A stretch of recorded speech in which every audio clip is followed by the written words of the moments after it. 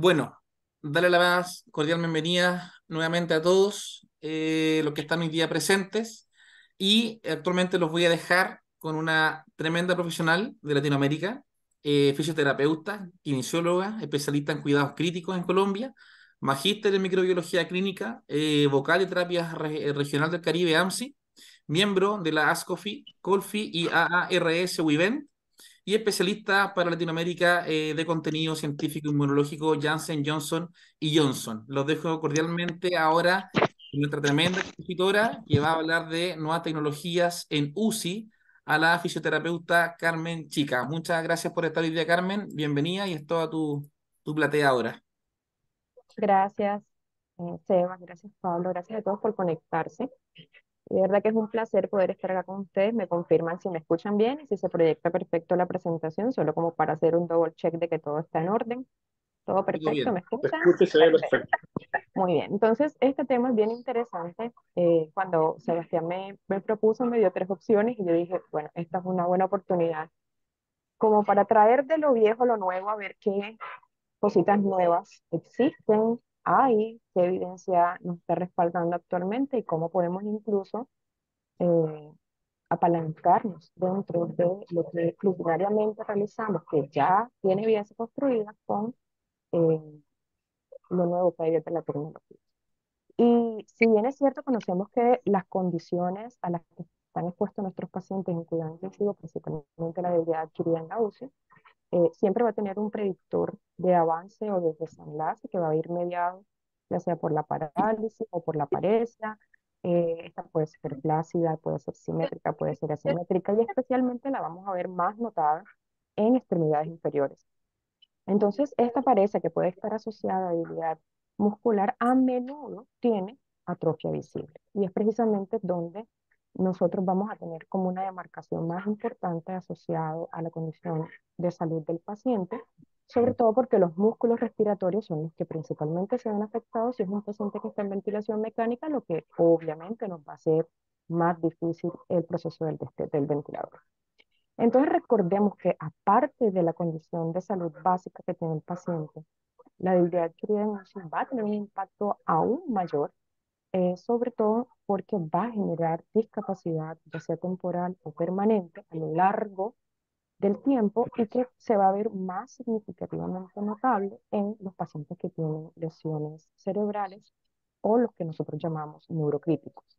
Entonces, esta atrofia muscular y esta reducción que hay de la fuerza muscular van a tener también un impacto significativo, o se ve más bien, el término es que más bien se ven exacerbados por la inmovilidad que el paciente per se tiene por su condición de salud.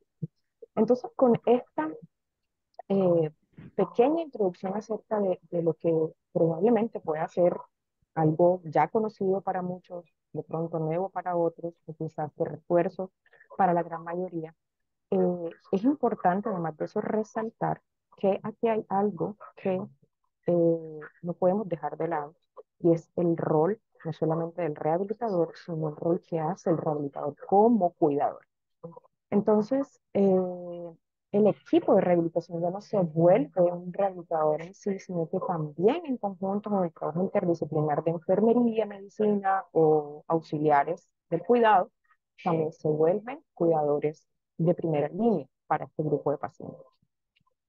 Lo sorprendente de todo este análisis, cuando estuve haciendo la búsqueda, y perdónenme que hable tanto porque es un tema que realmente me gusta y me apasiona, es que ya es un tema que conocemos, pero que aún no hemos visto la trascendencia en el tiempo como lo vamos a ver ahora.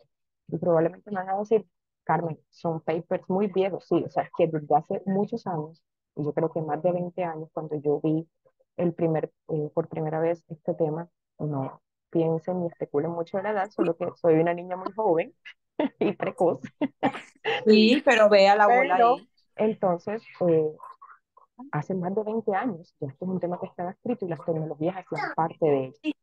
Entonces, para poder Me continuar, siento. creo que alguien tiene por allí su micrófono abierto, les voy a agradecer por favor que lo cierren porque estoy Ahí bien está, distraída. Silvia. Estamos silenciados ya, Carmen. Estoy un poquito distraída. Me gustaría presentarles a ustedes, primeramente, que no tengo ningún conflicto de interés eh, para la presentación de este slide. O sea, hoy nadie me está pagando para presentar esto, y que la información científica que está acá presentada de primera mano, pues es sencillamente conocimiento científico que está disponible en la web, pero sí hago aquí un pare para hacer dos agradecimientos súper bonitos. Primero a MEC Colombia y a Gelacamin por la invitación y por este increíble aporte que están haciendo en los nuevos lazos científicos para la rehabilitación. Entonces, ahora sí, entremos como en materia de cuáles son algunos tipos de tecnologías que tenemos disponibles en la rehabilitación. No voy a hablar de todos porque yo creo que aquí me demoraría como mínimo 4 o 5 horas de clase, pero vamos a hacerlo así como un WinZip. Eh, y estos son las cinco estrategias tecnológicas que a la fecha están disponibles para la tecnología de rehabilitación. Entonces, la primera es la robótica, la segunda es la realidad virtual, la tercera, pues ya los conocemos, son los modelos y simulaciones, simuladores musculoesqueléticos.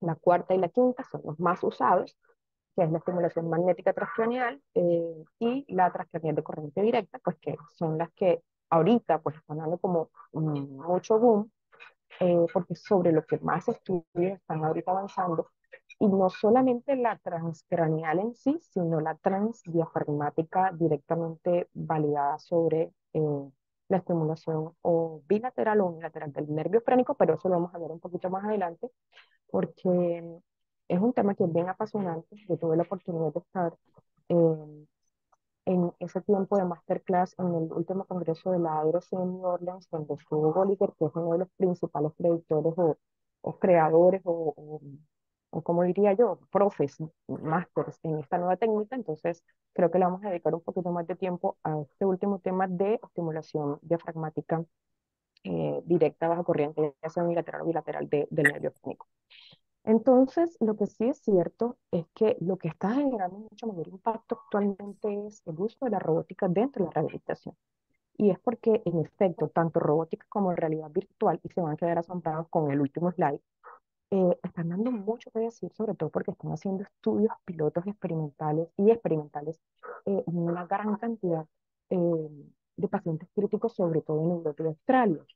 Lo que nos está motivando entonces a virarnos un poco sobre esta nueva visión, que no solamente está uniendo las habilidades y las competencias del rehabilitador, sino que también está dándole oportunidad a la tecnología a unirse en el esfuerzo de poder sumar estrategias que puedan ayudar a la recuperación más rápida y efectiva de nuestros pacientes.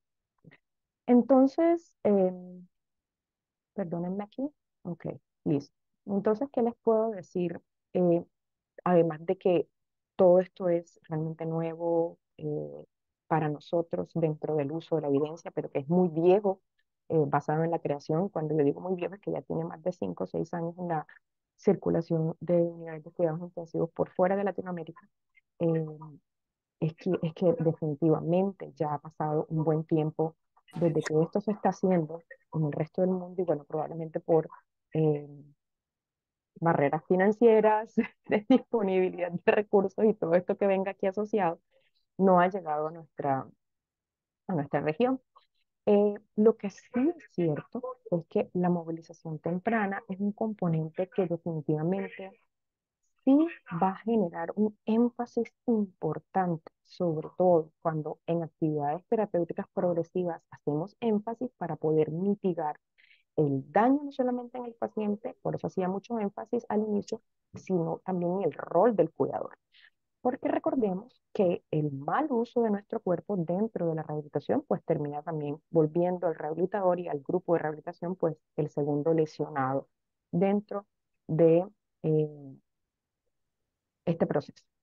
Entonces, quizás pudiéramos verlo como que en Estados Unidos, Europa, Asia, Australia es muy común ver sacar a un paciente por fuera de cama con camas sustitutas o con aditamentos que faciliten poner en sedestación o en bipedestación a nuestro paciente, lo que va obviamente a ayudar a que la carga directa sobre el esfuerzo mecánico que hacemos los rehabilitadores para levantar a un paciente sea eh, menor, en este caso para nosotros cuando usamos la tecnología, a lo que vemos nosotros en el día a día con nuestros eh, pacientes, que nos toca levantarlo de a 6 personas, de a 4 personas, de a 5 personas del equipo para poder, pues, poder ponerlo de pie fuera de la cama. Entonces, de menos a más. ¿Por qué? La cicloergometría no es nueva, pero aún así sí me gustaría mostrarles lo que a lo largo del tiempo se ha vuelto muy significativo para nosotros los rehabilitados. Y es que si me voy en el tiempo a los artículos más antiguos que ya comenzaron a mostrar un soporte más grueso de evidencia, que en ese tiempo era muy grueso, pero que ahora ya hemos visto que de pronto es un poquito menos con el nivel de estudios y los análisis metodológicos que se hacen para la construcción de esto. Estamos hablando de 2009, 2008, yo creo que hacia atrás ya todavía había más, pero de pronto los más estructurados están como para los 2000. Y vemos perfectamente con estos estudios de cicloergometría que definitivamente, si lo analizamos desde el punto de vista, por ejemplo, en este paper de 2009 que está publicado en el Critical Care Medicine, podemos ver perfectamente que lo que tomaron fue, por eso digo, no declaro conflictos de intereses, por lo menos tomaron el cicloergómetro de Motomed, pusieron a estos pacienticos en el grupo de control, otro grupo de estudio.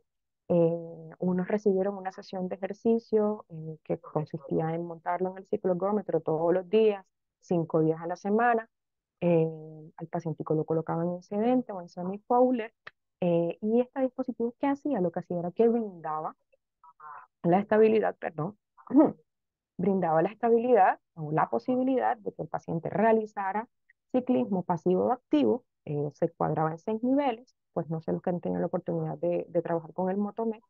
El Motomed da la opción de titular 6 niveles de progresión o de resistencia en el paciente, y el objetivo que ellos buscaban en cada sesión era que el paciente pudiera pedalear por ahí unos 20 minutos con el nivel de intensidad ajustado basado en las variables hemodinámicas y de tolerancia del paciente. Y en los pacientes que estaban sedados, porque bueno, Motomed tiene ese privilegio, que tú lo puedes hacer con pacientes en buen estado de conciencia, en pacientes que están sedados, y en estos pacientes que estaban sedados, pues lo que hacían era que también se les hacía 5 días a la semana, 20 minutos, pero se cuadraba la programación de los ciclos, eran 20 ciclos por minuto durante estos 20 minutos. Entonces, lo sorprendente de todo esto es que sea porque el paciente esté consciente o sea porque el paciente estuviera bajo sedación, la monitorización que hicieron bajo este grupo de estudio fue la misma, ¿sí? Presión arterial sistólica, la arterial diastólica, saturación de oxígeno, aumentar la resistencia al nivel de acuerdo a la estabilidad de estos parámetros. Y cuando notaban que de pronto el paciente estaba un poquito más ansioso, cansado, taquicárdico, pues ajustaban la intensidad, ajustaban la resistencia, y el paciente, de acuerdo al parámetro de estabilidad, pues se iba titulando como debemos hacer en todas las indicaciones de titulación o de prescripción del ejercicio en paciente crítico. Cuando se detuvo el ejercicio, que ya dijeron, mira, definitivamente aquí no podemos hacer más nada, y lamento que me tenga que demorar tanto porque yo sé que a veces incluso titular cicloergometría en nuestros pacientes críticos es difícil. Es difícil porque muy a pesar de que hayan protocolos que ya estén establecidos, la realidad clínica se convierte en otra completamente diferente. Entonces, continuando con este cuentito del estudio, ellos definitivamente detuvieron el uso del cicloergómetro cuando definitivamente vieron que, óyeme, este paciente tuvo una respuesta fisiológica muy por fuera del rango normal, una frecuencia cardíaca que se subió por encima del 70% del máximo previsto, o por ejemplo un aumento del 20% perdón, sí, exacto, se disminuyó la frecuencia cardíaca por debajo del 20% esperado, o tuvo una presión sistólica mayor de 180 o una diastólica, en fin, o sea, parámetros de seguridad que todos manejamos dentro de la prescripción del ejercicio del paciente crítico. Y definitivamente lo que notaron en este grupo de pacientes, luego de que se hizo todo este protocolo de rehabilitación con cicloergometría, que probablemente entre las tecnologías no es la más nueva, pero sí la que más nos ha ayudado a lo largo del tiempo, a estos pacientes cuando se lograron destetar, y se lograron poner en sedestación y luego en bipedestación y se hizo todo el protocolo completo en el grupo de pacientes que pudo finalizar todo este proceso, se hizo marcha de 6 minutos y lo sorprendente es que en comparación con el grupo control, pues se notó que la proporción de pacientes que tenían MRC fue más alta, obviamente, en pacientes que usaron la combinación de ciclohidrometría más rehabilitación convencional. Y lo sorprendente de este estudio que fue lo que yo creo que es el plus que yo le doy, es que además de eso aplicaron escala de Ver, donde se podía evaluar perfectamente marcha, locomoción y balance, un poquito de estabilidad, y era no solamente lograr que el paciente pudiera mantener una sedestación, sino que una bipedestación, perdón, sino que tanto podía mantener el balance y el equilibrio durante la marcha. Y sí, sorprendentemente hubo mayor impacto sobre este grupo que tuvo, además de la rehabilitación o la fisioterapia convencional, el uso del cicloergómetro, es decir, de esta tecnología, versus el grupo que pues solamente tuvo pues rehabilitación convencional. Y si avanzamos un poquito más en el tiempo, pues lo que vamos a ver es que estas ayudas tecnológicas que ya no eran el paciente acostadito haciendo esta bicicleta acostado, que yo sé que han existido muchísimas adaptaciones a lo largo y ancho de nuestro territorio latinoamericano, porque sé que somos muy recursivos, podemos incluso encontrar que hay unas estrategias que están definitivamente destinadas a minimizar la inmovilización prolongada durante la enfermedad crítica y que no solamente van a minimizar la inmovilización, sino que también pueden prevenir el desarrollo de complicaciones neuromusculares. Si hacemos un análisis un poco más sentido, la introducción de la medicina física y de las tecnologías que van a ir relacionadas con la rehabilitación, como por ejemplo ocurren con las corrientes eléctricas, que es un tema muy álgido y que es un tema que, lo tengo que admitir, soy de buenos debates de este tema, porque es un tema que me encanta muchísimo. eh, Podemos decir que, mira, ok, las corrientes eléctricas son maravillosas, el cicloergómetro es súper bueno, pero las ayudas de movilidad personalizadas pueden tener un papel incluso más importante dentro del apoyo, como les decía, del rol de rehabilitador como cuidador. ¿Por qué? Porque aquí no solamente estamos optimizando desempeño muscular o como le queramos llamar, de acuerdo a apta o así, lo importante aquí es que estamos hablando de funcionalidad, o sea, la función física del paciente dentro de la UCI puede verse un poco más estimulada cuando tenemos este tipo de estrategias que van a estar destinadas a minimizar la inmovilidad prolongada dentro de la UCI, dado que, en efecto, los desafíos únicos que presentan los pacientes que están enfermos en la UCI y en el entorno de la UCI van a ir más ligados a la carga del grupo de rehabilitación o el grupo de soporte que sobre la misma patología per se. ¿Cómo así, Carmen? Claro, recuerden que parar un paciente por fuera de la cama no solamente requiere de que el paciente esté consciente, sino cuánta gente hay para brindar un entorno seguro para que esto pueda ser usado de manera o el protocolo pueda ser aplicado de manera óptima. Y no solamente eso, sino cuánta experticia tiene el equipo para que pueda realizarse de manera segura. Entonces, dentro de estas ayudas tecnológicas, por ejemplo, por eso ah, extendí inicialmente mi disclaimer, son figuras, acá están la compañía que lo provee, no tengo ningún conflicto de interés, sencillamente está disponible en la web, por eso le brindo mis agradecimientos una vez más a MEC y a el Academia por la oportunidad, pero aquí tenemos opciones que sí están disponibles en el mercado y que, bueno, a pesar de que existan barreras de recursos financieros y administrativos que impidan que hagan parte de que este Embed Mobilization, estas transferencias y esta opción de sitting fuera de la cama pueda facilitar la rehabilitación del paciente, no hay que dejar de más de que definitivamente estas estrategias sí están destinadas a minimizar la inmovilización prolongada en estos pacientes. Y más cuando, ok, los tenemos sentados, pero luego voy a hacer, por ejemplo, eh, ponerlo de pie de forma pasiva, ponerlo de pie y entrenarle la progresión a bipedestación y luego llevarlo de bipedestación a marcha. Entonces, sí es necesario tener estas ayudas.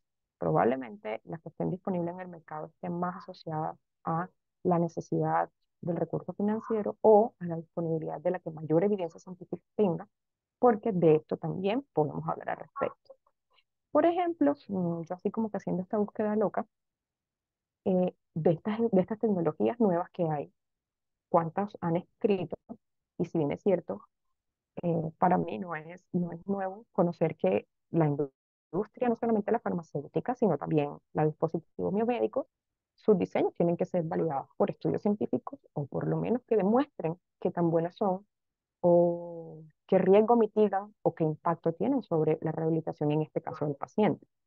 Pues yo encontré esta particularmente de este dispositivo o este grupo de dispositivos que se encargaban de no solamente apoyar el rol de rehabilitador para sacar al paciente fuera de cama, sino hacerlo de una manera segura eh, y con una cantidad de beneficios y privilegios que estimulan no solamente el simple hecho de cambiar el paciente de posición, sino también de estimular la propiocepción del mismo. Y está este paper de McWilliams y Alabama, en donde ellos hicieron un estudio prospectivo y pues cogieron pues un antes y un después de estos pacientitos que estaban en cuidado intensivo, que estaban en esta unidad polivalente, fueron cerca de 80 pacientes ventilados mecánicamente que tenían un tiempo de ventilación de más de 15 días, o tenían más de 2 semanas ventilados. Entonces, ¿qué hicieron ellos? Pues mira, tomaron al grupo rehabilitador, más proporcionaron las tecnologías de, de estas camas y estas sillas que son aditamentos que facilitan el proceso de las transiciones del paciente y se notó que sí redujeron el tiempo para la primera movilización en 3 días. Entonces, los pacientes que fueron movilizados en una fase más aguda de la enfermedad pudieron ser movilizados sin eventos adversos. Y a eso me refería con que la tecnología sí ayuda. La tecnología sí es necesaria, tener estos dispositivos y estos equipos es imperativo, y más sabiendo eh, la relación paciente-rehabilitador o paciente-kinesiólogo o paciente-fisioterapeuta o paciente-fonoaudiólogo dentro de la unidad. Para nadie es un secreto que la relación está cerca de por cada 10 pacientes un rehabilitador, si no es más.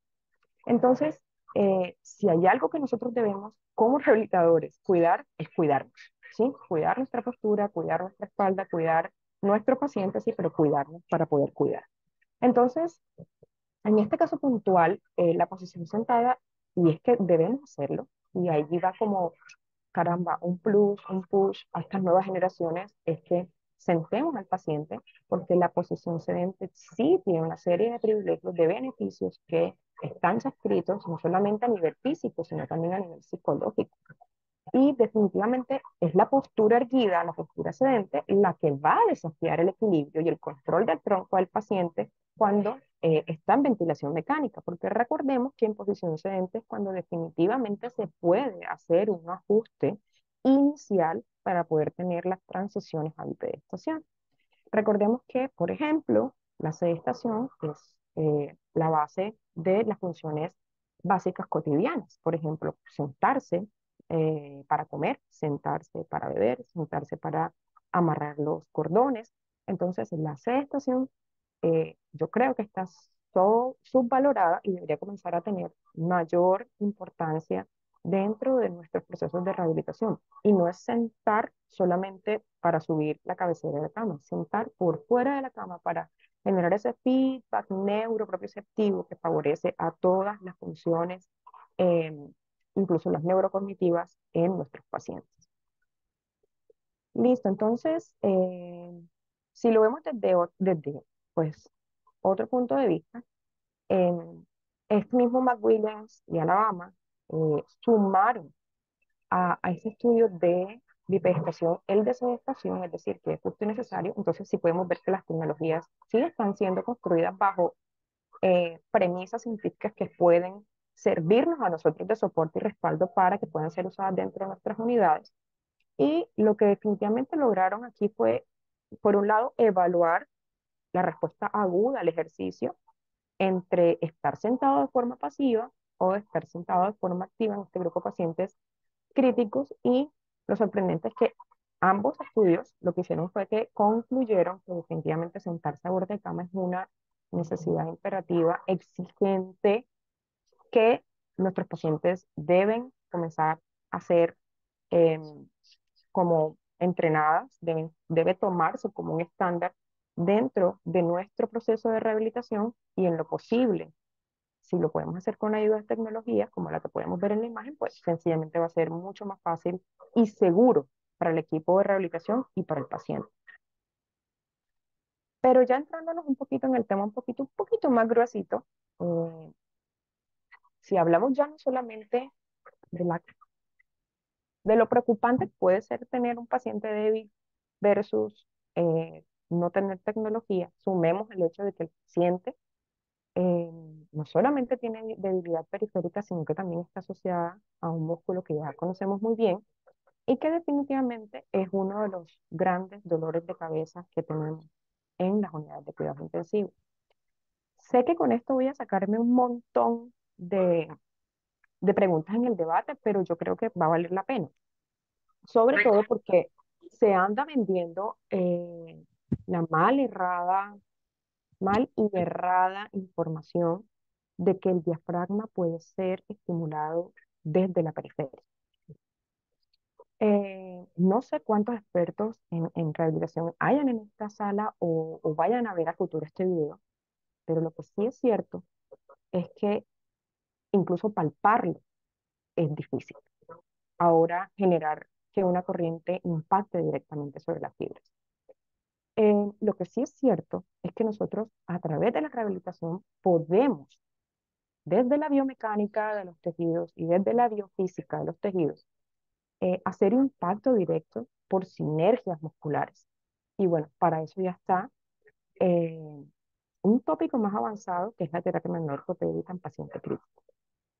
Pero si lo veo desde ese punto de vista, puedo entender perfectamente de que rehabilitar el diafragma es tarea de expertos. Y allí yo creo que no puedo debatir. Es una realidad a la que nos tenemos que enfrentar. Una de las formas como mal se ha derivado la rehabilitación del diafragma a través de corrientes eléctricas, pero eso lo voy a dejar para la siguiente parte. Vamos a ir como por pedacitos. El primer pedacito que vamos a tomar de corrientes eléctricas es la rehabilitación o el uso de corriente eléctrica para la rehabilitación de músculos periféricos, ¿sí? Y aquí yo quiero entrar como en un análisis un poquito más centrado. Y es la pregunta de, ¿funciona o no funciona el entrenamiento por fibras musculares? Y eso es algo que ha tenido mucha trascendencia a lo largo del tiempo, incluso creería yo que el mayor ponente a nivel de Latinoamérica es un colombiano que está radicado en España, es el doctor Robinson Vélez, es el que más ha escrito de actividad física y prescripción del ejercicio con, créanme, estudios que hay que tenerles, o sea, evidencia de soporte en rehabilitación que nos ha dado a nosotros acá en cuidado intensivo cuando hacemos traspolación de esa información y de ese análisis hacia nuestro paciente crítico de una manera más consensuada.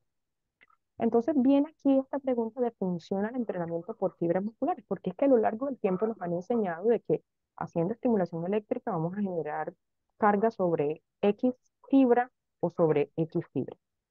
Entonces esta pregunta realmente nos puede generar bastante confusión y podemos incluso intentar programar el tipo de entrenamiento a nuestros pacientes críticos con diferentes intensidades o diferentes volúmenes de entrenamiento centrados en el objetivo de que probablemente voy a entrenar cierto tipo de fibra muscular.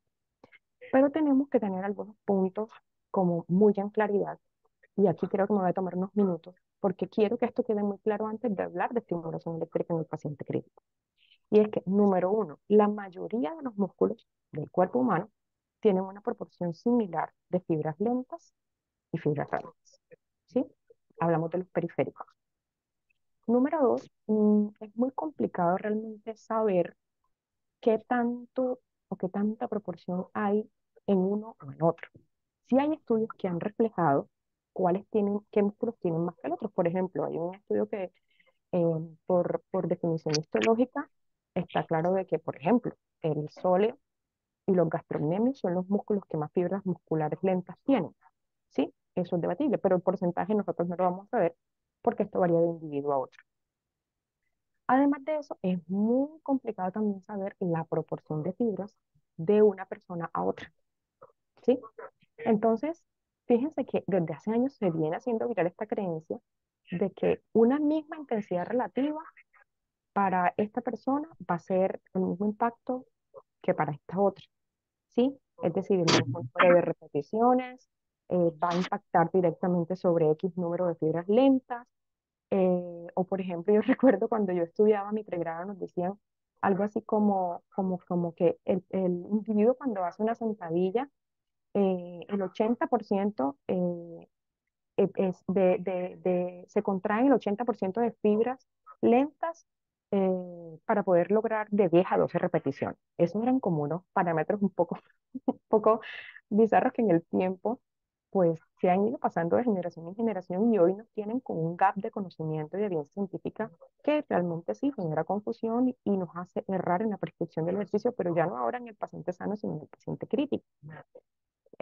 Entonces, ¿por qué hago este énfasis? Porque en efecto, cuando nosotros hacemos eh, la intervención o la programación de la rehabilitación de nuestros pacientes en cuidado crítico, hay que tener en claro que, mira, los resultados, o más bien aún el tema de las fibras musculares en el paciente crítico versus el entrenamiento, el porcentaje que tiene el entrenamiento por intensidades relativas para atacar diferentes fibras musculares, aún todavía no tiene un respaldo científico fuerte. Y en el caso puntual de conocer el porcentaje de fibra, sería, bueno, interesante relacionarlo con el volumen de entrenamiento y la recuperación que esta paciente pueda tener frente a la carga impuesta. Entonces, si hacemos eh, este análisis, podemos automáticamente entender que si ya vamos a entrar a la parte más gruesa de eh, qué fibras estimula o no la corriente eléctrica, allí vendría otro tema aún más complejo, porque nos han enseñado también que las fibras musculares pueden cambiar de tipo, la famosa translocación de fibras musculares por reclutamiento, ya sea por ejercicio o por corriente eléctrica. Eh, Puede haber un cambio de fibras rápidas a lentas, pero no de lentas a rápidas. Eso sí es una realidad. Sí existen fibras más rápidas que otras, por lo menos las 2X son más rápidas. Con el entrenamiento se pueden volver incluso más lentas, como que en este caso pueden volver otras polar a 2A. Pero si definitivamente envolvemos todo esto en evidencia científica, es complicado dar una respuesta específica, ya que la mayoría de los estudios, por no decir que casi todos, se han hecho en roedores, ¿sí? Entonces, extrapolar los resultados a humanos puede ser una proyección y sobre todo en humanos críticos, pues puede ser un error bien grande, bien gordote, ¿no? Entonces, más bien, yo creo que antes de derivarnos a todo este asunto de las fibras, que sí podemos estimularlas con la corriente eléctrica, con el entrenamiento de fuerza, lo que sí debemos más bien verificar es que existen magnitudes que sí pueden impactar directamente sobre la función de estas fibras, como son la intensidad y el tiempo. Y cuando hablamos de intensidad, hablamos de la naturaleza del ejercicio que se realiza, ¿sí? Y cuando hablamos de tiempo, nos hacemos referencia a los años de entrenamiento para velocidad. Y es muy probable que aquí ya en este punto, pero este paciente, pues que nosotros no creo que vayamos a hacerlo, pero si es un paciente que era deportista, pues ya haya tenido adaptaciones. Cuando llegó a la UCI puede hacer incluso más fácil el destete, más fácil la rehabilitación, en fin. Entonces, yo creo que cuando hablamos de estimulación eléctrica, yo creo que deberíamos hablar más de activación muscular, ¿sí?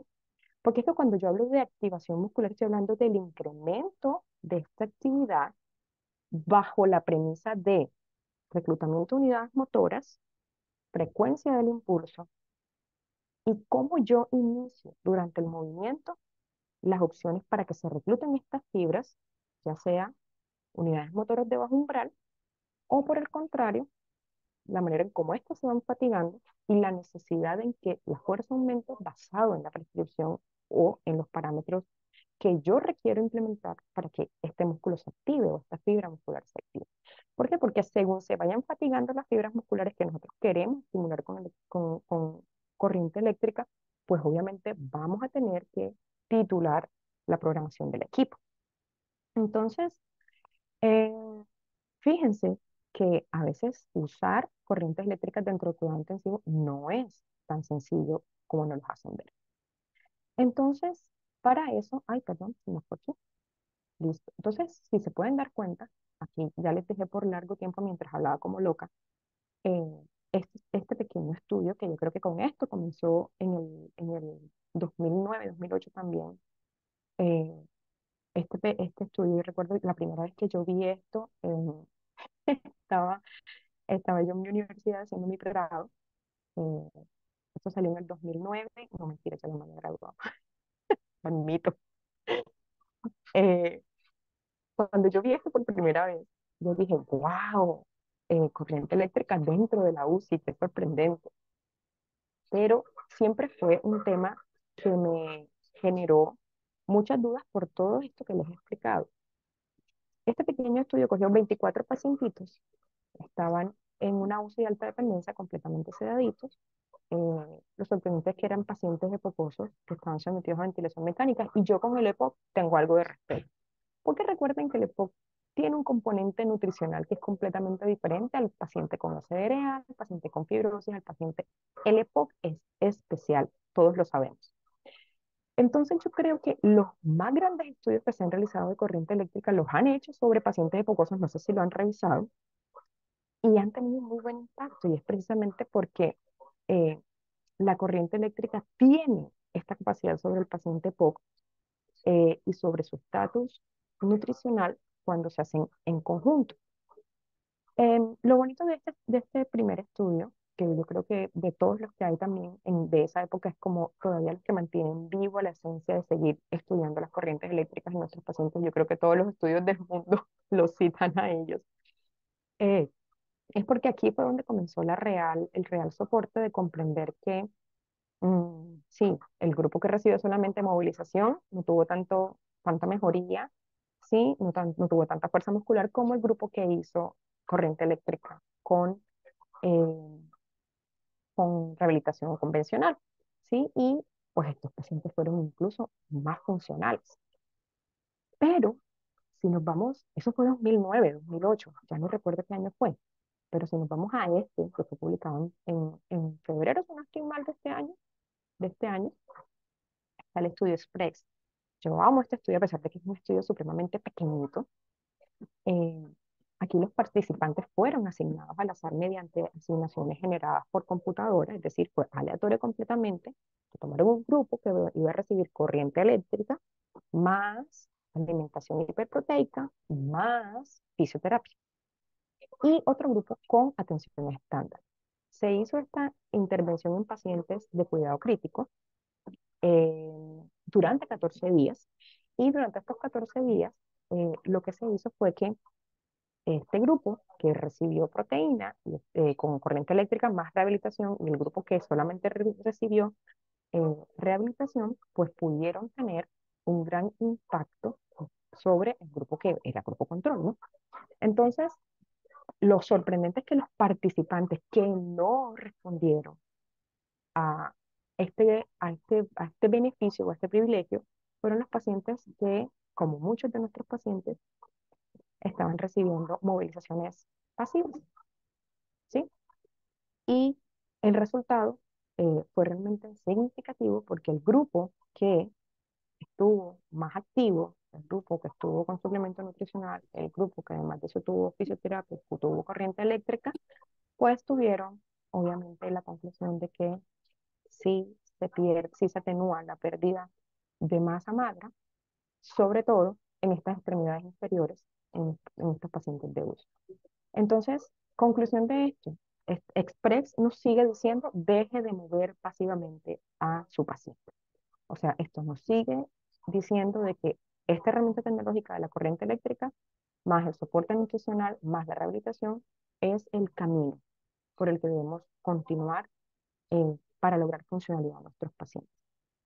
Entonces, ven, seguimos mostrando más papers que nos siguen respaldando esta combinación tan bonita, sobre todo porque en este grupo de pacientes de este otro estudio, ellos implementaron otro tipo de corriente, pero la corriente bifásica, y si querían generar un efecto local, un efecto sistémico, un efecto con desenlaces clínicos, pues sencillamente titulaban la corriente eléctrica, la aplicaban sobre músculos que hacían parte del core, de los antigravitatorios como tal, o de los accesorios más importantes de la respiración, pues se dieron cuenta con esto de que definitivamente sí iba a generar un impacto sobre la funcionalidad de nuestros pacientes. Y fíjense que lo sorprendente de esto es que la estimulación eléctrica neuromuscular en los estudios donde da resultados, en ninguno se ha estimulado el diafragma. Entonces ahí tenemos ese plus de sacarnos de la cabeza el chip de que poniendo un electrodo mal configurado en su parámetro sobre la circunferencia del diafragma va a generar algún estímulo sobre él. Lo que probablemente eh, sí pueda tener resultado es lo que les voy a mostrar ahorita cuando ese estímulo pueda ser invasivo, uni o bilateral. Otro estudio más que nos dice, mira, estimulación eléctrica preserva la masa en paciente crítico, y sobre todo porque en este caso puntual, eh, igual, grupo control con grupo con corriente eléctrica, pues hubo mayor reclutamiento en el grupo que se hizo las dos intervenciones versus al que se le hizo una sola.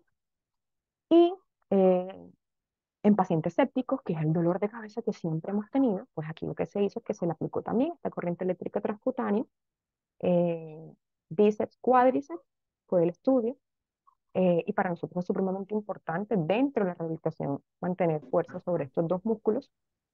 Eh, comprendemos perfectamente de que la circunferencia del brazo no estimulado fue disminuyendo en masa versus el brazo que se estimuló y lo mismo con la circunferencia del muslo.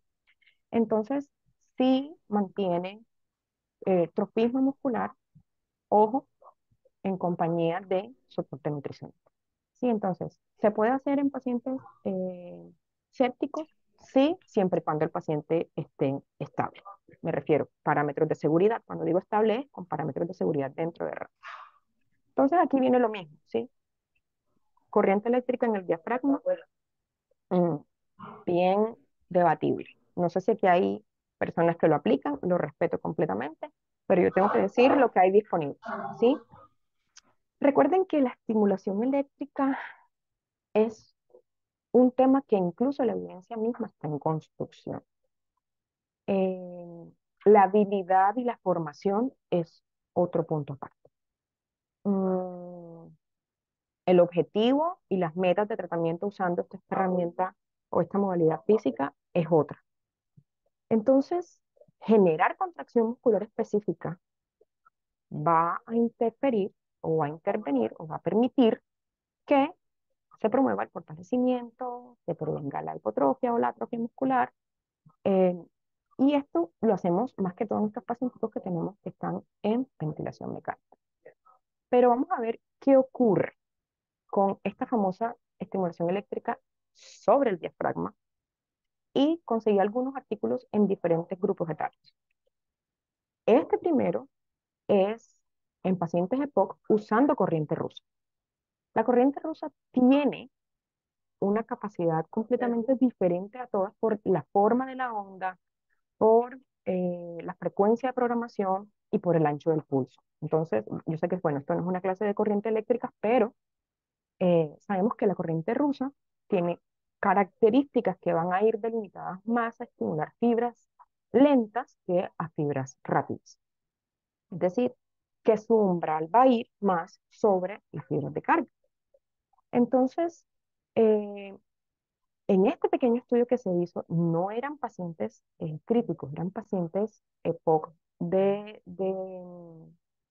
estancia por consulta externa, eran pacientes activos y quizás por eso en este grupo de pacientes tuvo una mayor implicación hacia el lado positivo, porque eran pacientes que mantenían su respiración espontánea y se usó como método coadyuvante para proporcionar mejoría respiratoria y funcional.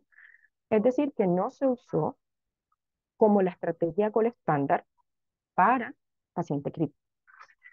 Lo que hicieron acá fue que crearon un protocolo de 30 sesiones, 4 meses, 2 veces por semana. Utilizaban primero 18 minutos con frecuencias de 20 a 30 Hz y luego utilizaban los otros 12 minutos para completar los 30 minutos de 70 a 100 Hz. O sea, es decir, bajaban la frecuencia y ya lo volvían no tanto como una estimulación contráctil directamente sobre fibra lenta, sino que al automáticamente bajar la frecuencia de la programación, lo volvían más hacia fibra rápida, es decir, iba hacia otra fibra. Entonces, intentaban hacer esto para evitar la fatiga y la tetanización de la contracción que fuera a generar de pronto dolor o fatiga en el paciente con EPOC. Fue un estudio muy corto que no fue muy concluyente, sino que al grupo que se le hizo, pues, más que una respuesta cuantitativa, dio fue un resultado cualitativo de bienestar en estos pacientitos. Pero esto que es lo que realmente está como en mesa de debate es la estimulación percutánea eléctrica del nervio frénico en pacientes que están con ventilación mecánica. Y es una técnica invasiva, es decir, van a tener, con esta técnica tienen la capacidad, un experto en colocar este electrodo, colocar con seguridad este electrodo eh, de manera percutánea sobre el nervio frénico en este grupo de pacientes que tenían ventilación mecánica y tratar, ahí viene el dolor de cabeza, tratar de sincronizar el pulso de la corriente con el disparo del ventilador. De manera que la corriente eléctrica se haga como, sí, o sea, lo que naturalmente ocurre entre el drive respiratorio, o sea, el drive del paciente y el drive del ventilador, pero ahora estimulando el frénico, de manera que se pueda estimular también el trabajo respiratorio dentro de los límites que se definen. Y yo lo vi como bien difícil de hacer. Pero esto está en estudios y es bueno que sepamos que este tipo de tecnologías van en camino a que puedan decirnos mañana definitivamente el estudio clínico no se pudo hacer o definitivamente va a seguir siendo una opción por la que podamos entrenarnos, así como ocurrió con ecografía, podamos entrenarnos y volvernos eh, expertos del área y podamos implementarla en nuestros pacientes.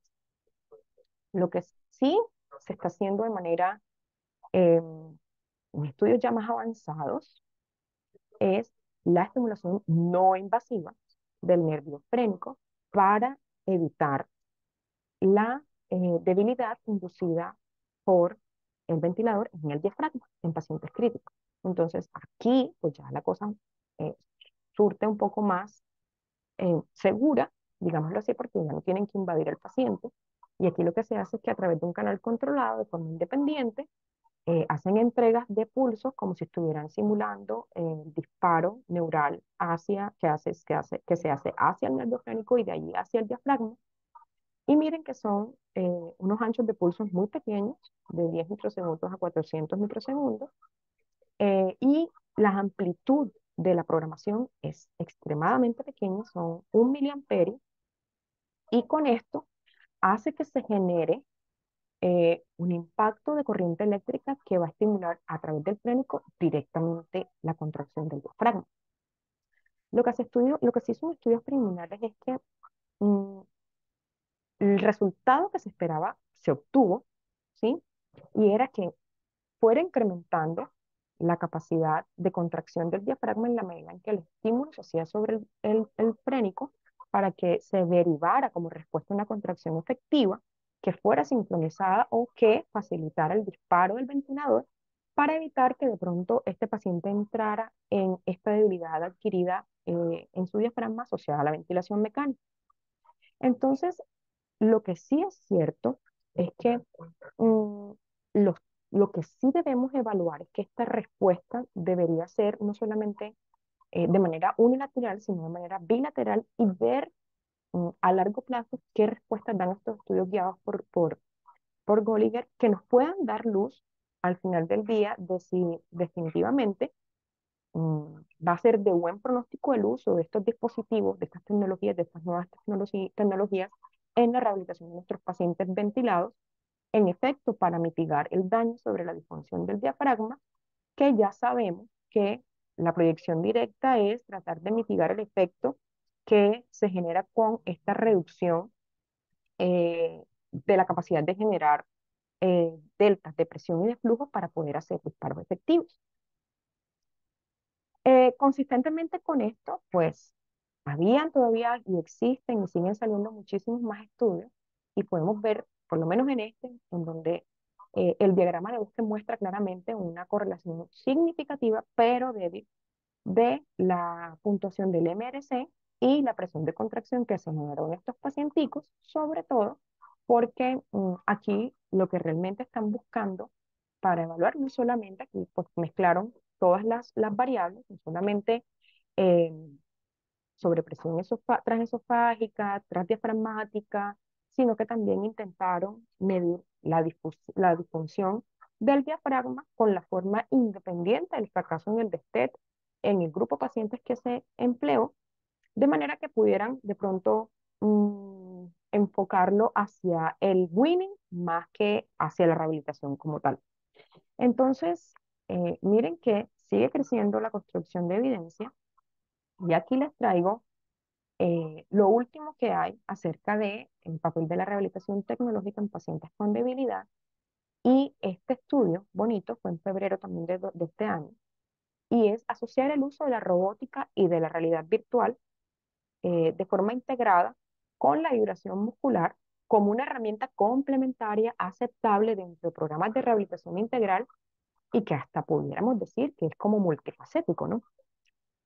Sobre todo porque estos tratamientos que son inmersivos de la realidad virtual pueden mejorar y pueden emplear eh, o pueden dar como resultados mejores pacientes, mejoras, perdón, de pacientes asociados a la funcionalidad, como ocurre con estudios donde ya hay demostrado eh, que la realidad virtual y la robótica eh, son vitales para la rehabilitación por el estímulo sensorial que genera sobre las estructuras o sobre el componente motor.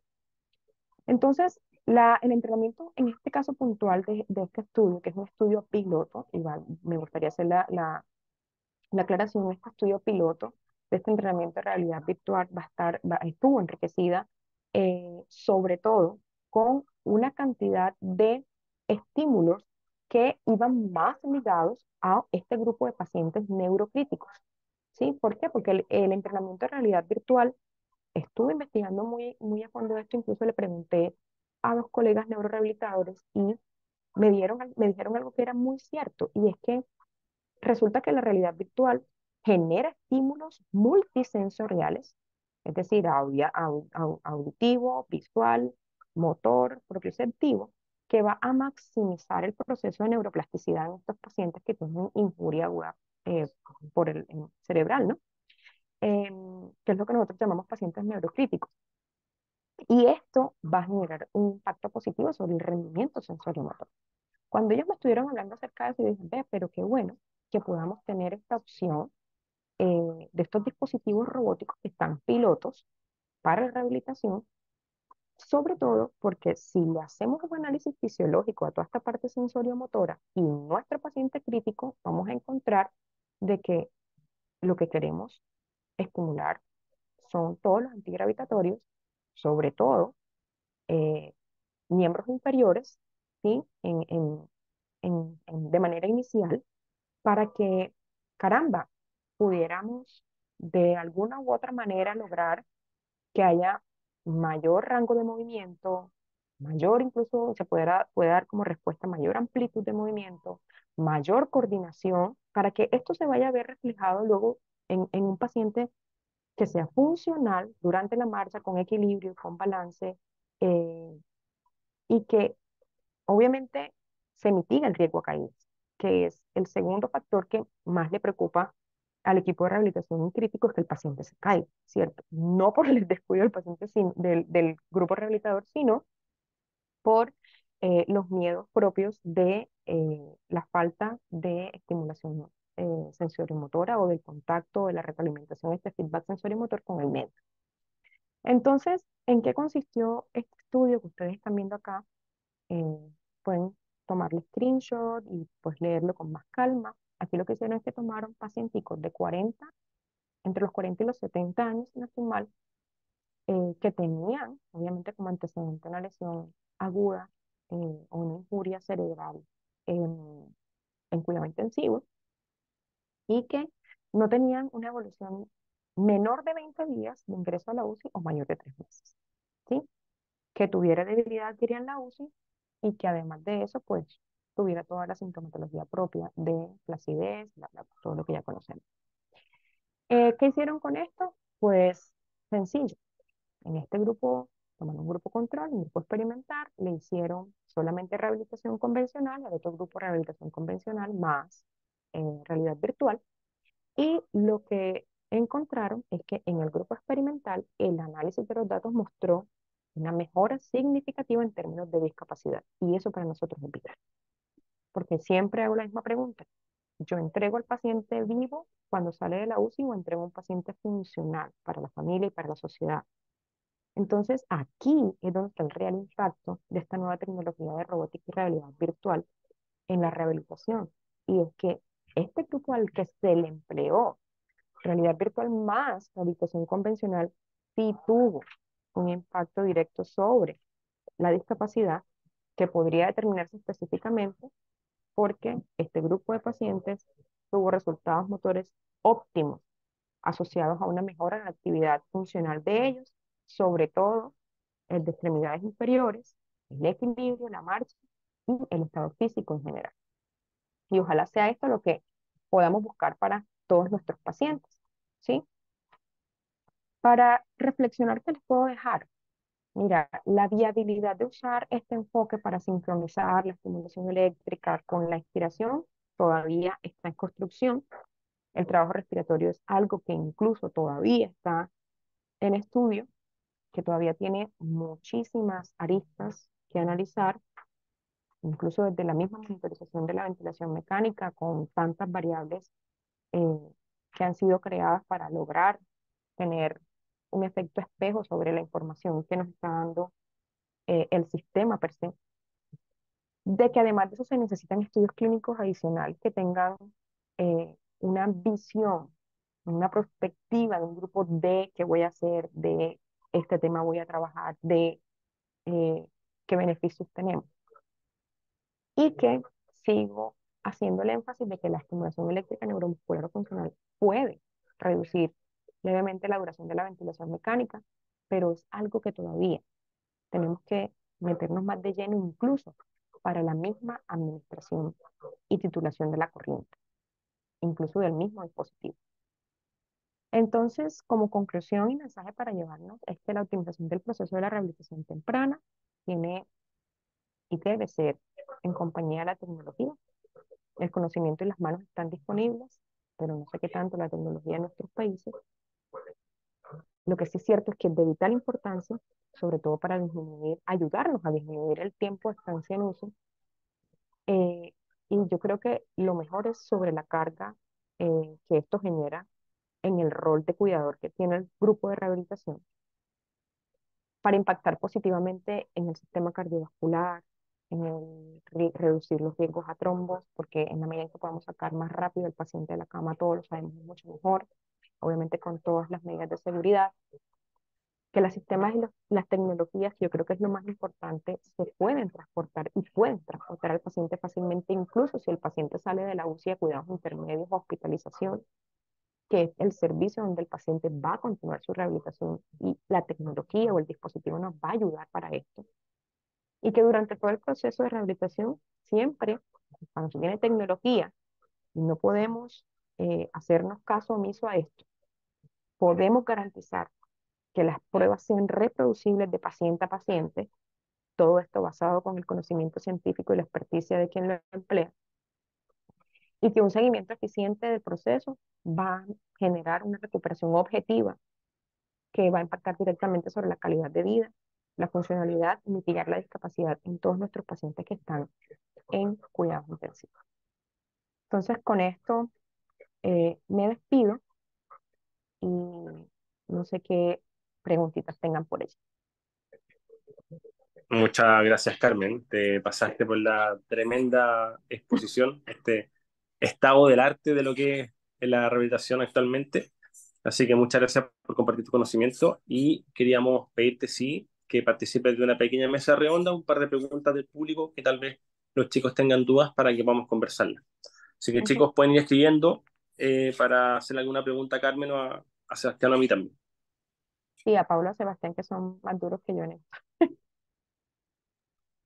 Oye, realmente. ya tenemos algunas preguntas, Carmen, mientras tú exponías, estábamos bien atentos al chat y Ujú, había una persona que se llama Laura y nos comentaba, bueno, nos pregunta lo siguiente, la ujú. nutrición tiene que ver mucho que ver para realizar la rehabilitación en un paciente crítico.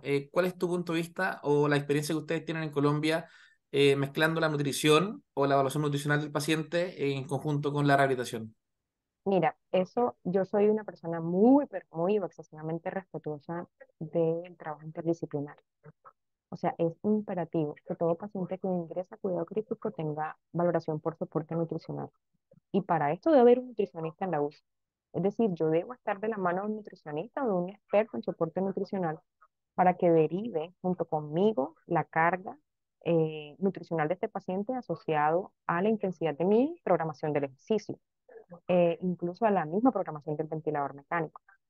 Si bien es cierto, no es que sea una práctica clínica, es que la evidencia sí lo dice, ¿sí? O sea, ya eso es un estándar de indicación de que yo debo prescribir el ejercicio asociado a la carga energética propiciada por alimento. Acuérdate que nuestros pacientes en cuidado crítico están en fase EPO, en fase O, flow, como nos enseñaron hace muchísimos años, está en un estado de hiperglicemia, un estado de hipoglucemia, o está superséptico, o está alcalótico, y basada en eso va a haber una mayor adherencia no solamente de el oxígeno a estas moléculas, perdón, a estas células, sino cómo nuestras células van a responder a esta demanda energética frente a la programación del ejercicio físico o a la prescripción del ejercicio físico. Entonces, no es lo mismo prescribir ejercicio en un paciente que está en cuidado crítico sin ventilación mecánica que con ventilación mecánica. Un paciente en cirugía cardiovascular o un paciente neurocrítico. ¿Por qué? Porque el requerimiento y el gasto calórico van a ir muy asociados a la condición de salud del paciente. Y allí tenemos que ser respetuosos. ¿Por qué digo respetuosos? Porque aquí quien tiene que titular el gasto calórico asociado a mi demanda energética tiene que ser un nutricionista. Entonces es un trabajo interdisciplinar en el que sí o sí el kinesiólogo o el fisioterapeuta tiene que estar aliado con el equipo de soporte nutricional para que él me brinde a mí lo que yo le voy a quitar al paciente. Sí, para que no haya un desbalance entre lo que se entrega y lo que se quita a través de la actividad física. Y cuando hablo de actividad física, no solamente hablo de lo que hago rutinariamente para prescribir el ejercicio, la terapia, mal llamada terapia física, bla, bla, bla, sino el simple hecho de cambiarle el paño al paciente, hacer un cambio de posición, pasarlo hacia sedente, ya allí hay gasto calórico. Entonces, todo eso va sumando dentro del requerimiento nutricional. ¿Para qué? Para que yo pueda tener una muy buena contracción muscular, un muy buen reclutamiento de unidades motoras frente a la corriente eléctrica. Puede haber incluso eh, que se mitigue, lo que ya la evidencia nos ha dicho, se mitigue el efecto del delirio, los estados psicológicos, la debilidad en UCI, en fin. Entonces, si la pregunta es, ¿necesito? Sí, siempre. Siempre. Yo, rehabilitador, debo trabajar siempre de la mano de un nutricionista en el caso de prescripción del ejercicio. Ese es uno de los mayores éxitos de mi prescripción, que el paciente esté nutrido. Perfecto, Carmen. Muchas gracias. Yo tengo una pregunta. Bueno, antes que preguntar, Carmen, te quiero felicitar. Muy buena presentación. La verdad es que tocamos varios temas acá, o tocaste acá varios temas que eran esenciales, la parte periférica y la parte diafragmática, o la parte respiratoria. Ahora, si bien siempre los outcomes duros, no sé si se dan cuenta en los estudios, los metaanálisis de rehabilitación, siempre la tecnología asociada o los protocolos van a mejorar los outcomes kinesiológicos o de terapia física, como por ejemplo la debilidad isquemia en UCI, la funcionalidad intrahospitalaria o el Bartel de descarga. Pero muchas veces no tenemos mucho impacto en los días de ventilación mecánica o la mortalidad intrahospitalaria. Yo creo que ahí estamos un poco al debe con respecto a eso. Ahora, tú siendo una experta también del área en Colombia, Carmen, bueno, yo lo atribuyo mucho también a que actualmente ahora recién se está tomando muy fuerte lo que es ir de la mano con nutrición bien guiada, como tú bien lo comentaste, ¿cierto? Los estudios, y cuándo hacer y cuándo no hacer. Pero según tu opinión, ¿qué crees tú que falta para que logremos impactar un poco en los días de ventilación mecánica o incluso en la mortalidad intrahospitalaria? Mira, ese tema es bien complejo. Eh, porque es que antes de poder lograr dar esa respuesta, ahí tenemos que identificar más bien cuáles son nuestras barreras y los facilitadores que tenemos dentro de la rehabilitación. Vamos a tocar ese tema, dentro de la rehabilitación temprana en UCI. Eh, ¿Qué nos falta? Yo creería que me iría más por dar respuesta por esa vía. ¿Tú sabes? ¿Qué nos falta? Más entrenamiento. O sea, a la fecha, si tú haces un análisis consensuado, la gente no sabe prescribir ejercicio, ¿no? O sea, quedamos en el papel y seguimos empleando la misma movilización pasiva porque el paciente está inconsciente. O seguimos empleando el guantecito lleno de agua para mitigar las escaras porque no hay disponibilidad de recursos dentro del hospital para comprar la tecnología necesaria para eso. Entonces, eh, sumado a que una de las barreras más grandes no solamente es la formación y el conocimiento, sino hay que ser sincero, el respaldo financiero para hacer estudios con equipos de expertos que puedan soportar estadística, metodológica y financieramente. Estudios de base o de fuerza que puedan volverse pivotales para rehabilitación versus mortalidad o rehabilitación versus días de uso. Yo creo que en todo lo que hemos leído, y no sé si ustedes han encontrado más, pero creo que hay solo dos metaanálisis y revisión sistemática que hacen una luz sobre eh, días de estancia en UCI, pero no sobre mortalidad. Entonces, tú ver en este mar de información que estos dos metaanálisis nos dan una luz, pero quienes hacen el estudio, el 80% de los grupos son médicos. No hay grupo grueso de rehabilitadores dentro de los estudios. Nos pone también a reflexionar el rol de nosotros dentro de la investigación. Entonces, yo creo que el primer paso es el conocimiento, o sea, romper esa barrera es lo que nos va a hacer libres y comenzar a construir evidencia científica no bajo la premisa de que la práctica continua ha perpetuado su uso, como ocurrió por muchos años con la vibropercusión, ¿cierto? Que la práctica continua perpetuó su uso y ya sabíamos que desde el 87 estaba derogado por el Consenso de Lyon, al punto de decir la evidencia disponible puede ser débil, pero es la que tengo y la tengo que asociar a la realidad clínica de mi paciente bajo el conocimiento científico. Yo creo que allí cambiaría la visión, ¿sí? Y entonces ahí ya se sería un pasito más adelante para poder estructurar estudios que nos puedan dar esta validez y esta credibilidad eh, asociada, ¿verdad? Ya a la movilidad temprana con estas dos variables que yo creo que es lo que más necesitamos para yo creo, se pueda volver gol estándar a nivel mundial. Ya hemos dado un paso grandote, o sea, ya hay expertos, o sea, Perme y todo su grupo, el grupo de los japoneses, Guan, Ren, grupo de Liu, o sea, toda esta gente nos ha dicho a nosotros cuáles son los efectos. Esta revisión sistemática nos pone incluso sobre pronósticos, ¿sí? Sobre pronósticos, pero tenemos que dar el siguiente paso, ¿verdad? Y yo creo que ahí es donde deberíamos ponernos la camiseta.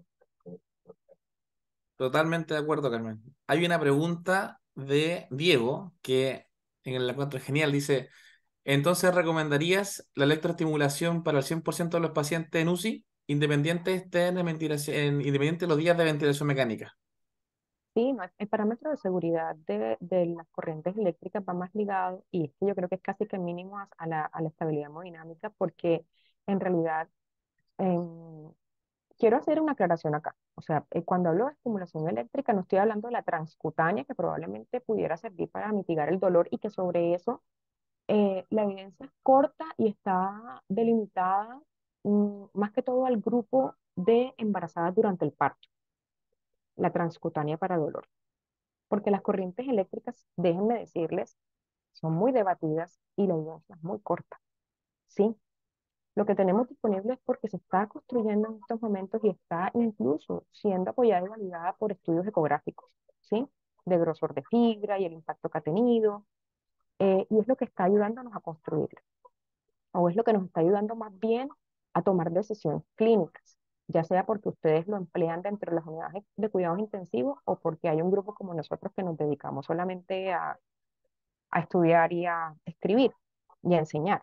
Pero los que están en campo como ustedes, si tú me preguntas a mí, Carmen, ¿tú recomiendas que se electroestimule al paciente en cuidado crítico? Sí. O sea, ¿qué nos impide? Lesiones de piel, o sea, los parámetros de seguridad ya están escritos. Lesión en piel, seguridad, asepsia, cicatrices, ¿sí? De allí lo que está disponible dentro de la evidencia es la que más se usa, son las rusas, las bifásicas, pero que como te digo, no puedo decirte hoy cuál es mejor que otra porque todavía no se ha estandarizado. Pero para esto tú sí necesitas tener muchísima expertise en la programación del NMS.